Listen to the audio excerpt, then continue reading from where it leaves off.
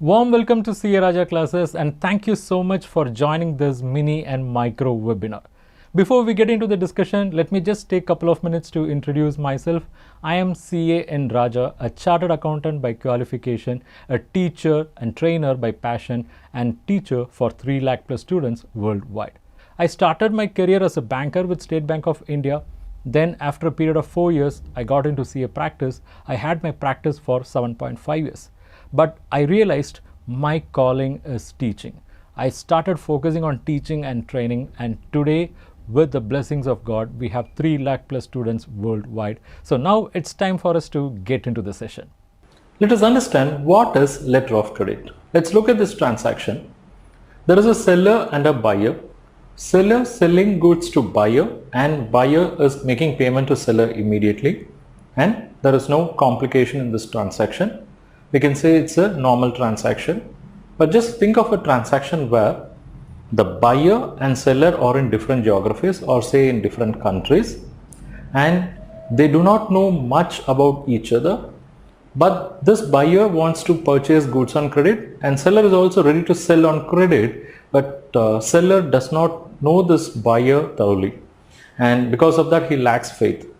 And here the seller says to the buyer, if you can give me some kind of a comfort or security, I'm ready to sell goods on credit.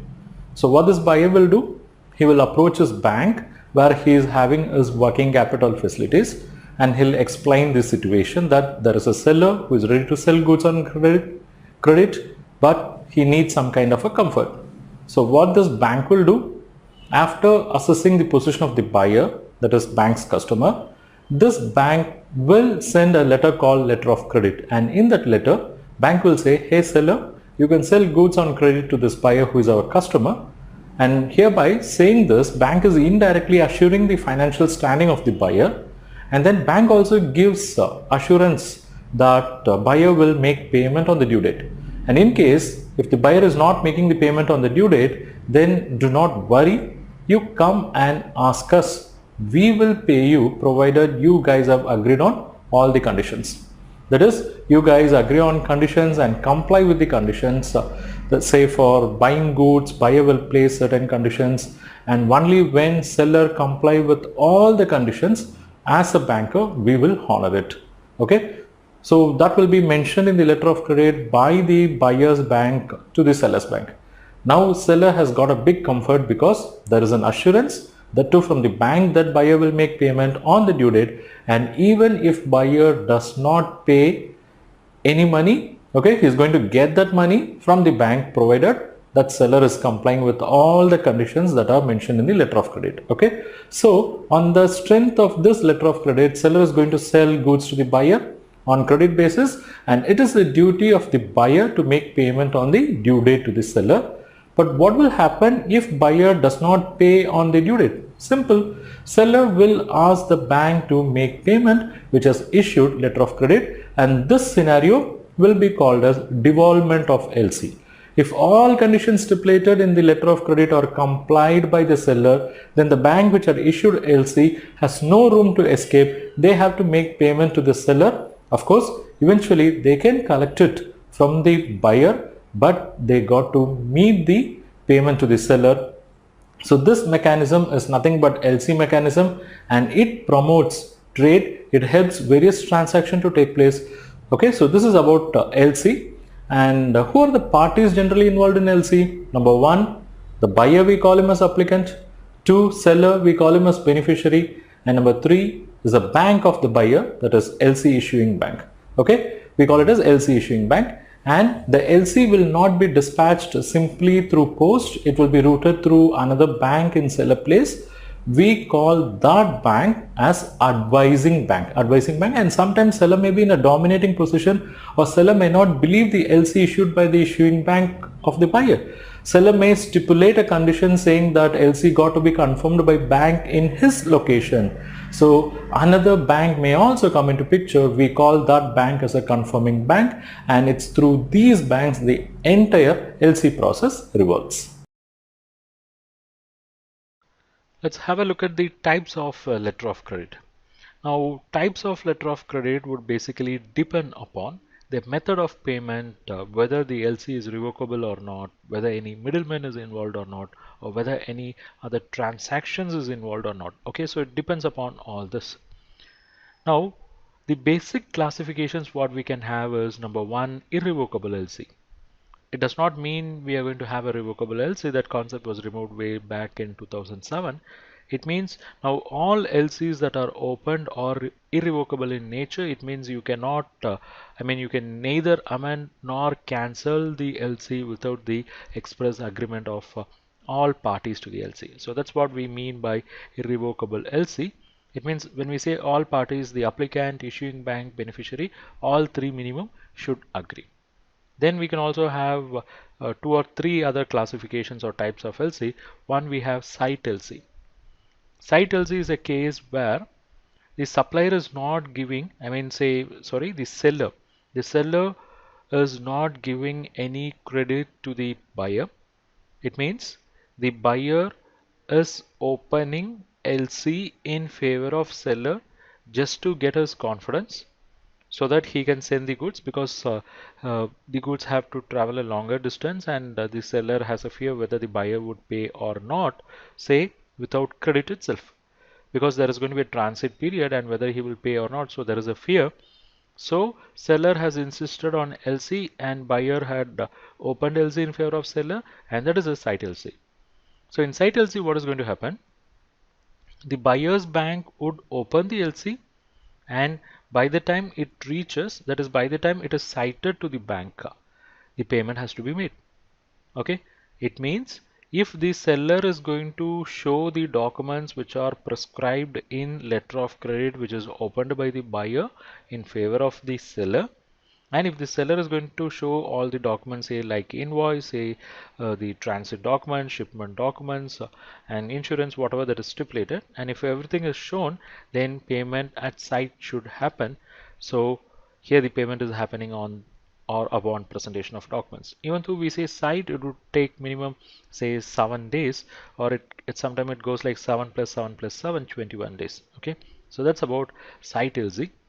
Then there is something known as use-on LC, where the seller is permitting a certain credit period to the buyer. So here the buyer would open the LC, it would reach the seller would showcase the documents, okay, and the payment for the seller would happen only after the use-on period plus these say that minimum grace period, or that 7 plus 7 plus 7 days. Okay, so credit period is offered by the seller, payment is going to happen on a prefixed date. Then we also have two other kind of LCs, inland LCs and foreign LCs. That's based on the geography. The LCs which are issued within the country we call as inland, and LC that are used in import-export transaction we call them as foreign LC. Let's move on to assessment of letter of credit limit. We know letter of credit is a facility which is given by the bank to enable its customer to buy goods on credit from his supplier. That is, bank will be issuing letter of credit in favor of supplier, so that supplier will sell goods on credit to bank's customer. So how this facility is assessed? It is purely linked with purchases. So first let's capture what will be annual purchases. Annual purchases, but not all purchases will be made on credit. There will be some cash payment, there will be some advance payment, there will be some purchases on credit without LC also. Okay, so we should know how much purchases are expected to be made under LC. So we'll say procurement under LC. There is going to be certain amount. Say for example, if annual purchases is 120 crore, and let's say the procurement under LC is expected to be only around say like 40 crore. Okay, only 40 crore worth of goods are going to be procured under LC. Fine.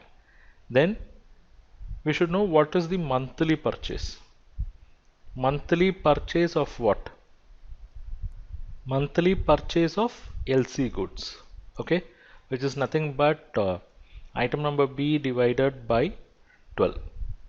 So let me put that here. Item number B divided by 12, we get something like 3.33.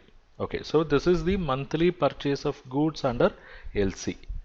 I'll rewrite monthly purchase of goods under LC. Fine. Now we should also factor the credit period because this is on credit, right? LC is issued so that the customer can buy goods on credit. So what is the period involved in this? That is, we should capture total time involved here. Total time. Total time in the sense, two time factors are there. One is usance time period and the other one is lead time period. Usance time period is the credit period given by the supplier to the customer. Lead time period is the time taken by the supplier to execute the order.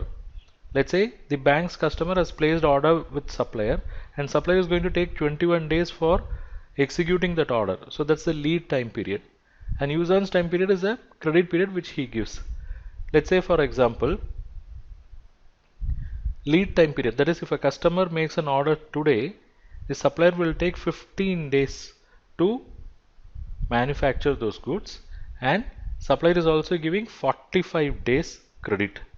So if I order goods today, it will take 15 days for manufacturing, and from there 45 days count will start. So if I order today, payment will happen only on the 60th day. So we can say total time taken is 45 plus 15, 60 days. That is equivalent to 2 months, right? This is 60 days, which I'm going to say as 2 months. I'm going to say this as 2 months, right? So what is the monthly purchase of goods under LC? It is 3.33 crore. Okay. And I should give LC for 2 months requirement. So my monthly purchase is 3.33. Then for 2 months, it will be 3.33 multiplied by 2. So I can say item E, eligible LC limit is nothing but item number C multiplied by D, which is 3.33 crore per month multiplied by 2 months. So this is the eligible LC limit, and this is how LC limits are assessed. Thank you for watching this webinar. I am sure you have derived value from this webinar. And if you wish to learn more, I have some good opportunity for you. What is that? Check out. It is this Credit and Financial Analysis Mastery course exclusively designed for bankers and for those who want to have bankers' point of view. This is a course which we have developed after a detailed analysis, a thorough discussion with several hundreds of bankers and finance professionals. We have identified what is their exact requirement when it comes to SME and corporate credit and financial analysis. In this mastery bundle, I'm going to give you access to various courses. To start with, we have course number 1, Basics of Credit Analysis. In this course, we have explained the basics of credit analysis through various sections, section 1 to 9. Next comes course number 2, that is how to read balance sheet. In this course, we have explained what is balance sheet, how to read them, how to approach them by using real life financial statements. Then comes course number 3, how to do financial ratio analysis like a banker. In this course, we have explained all critical ratios that are analyzed by the bankers, and we have also explained through case studies. Then we have course number 4, how to do cash flow analysis. So through this course, you will understand what is cash flow analysis, how to do a typical cash flow analysis. We have used case studies, and reference to Ind AS is also included in this course. Then we have course number 5, that is how to do fund flow analysis. This is a critical financial analysis tool, and in this course you will learn what is fund flow statement, how to analyze them from banker's angle, how to prepare fund flow statement from academic angle as well. So overall 5 courses, each 1499. So aggregate price should be 7495, but you are not going to pay that. For you, it's just rupees 2499 for 1 year access, or rupees 4999 for lifetime access. And it is not yet over, you have some more bonus.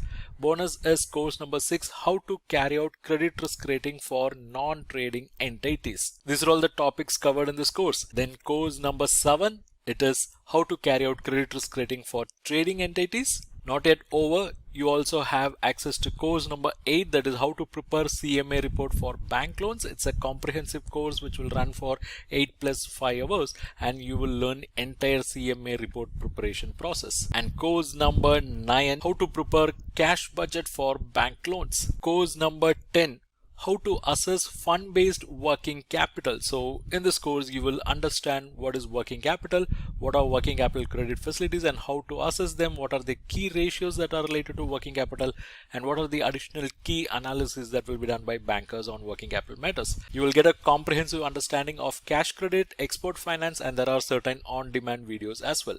So 5 plus 5, 10 courses of value close to 15,000 rupees, but you are going to get it for 1 year access rupees 2,499, lifetime access rupees 4,999. Not yet over. You are going to get access to the 11th course, how to assess non-fund based credit facility. So in this course you will learn about letter of credit, bank guarantee, its assessment as well.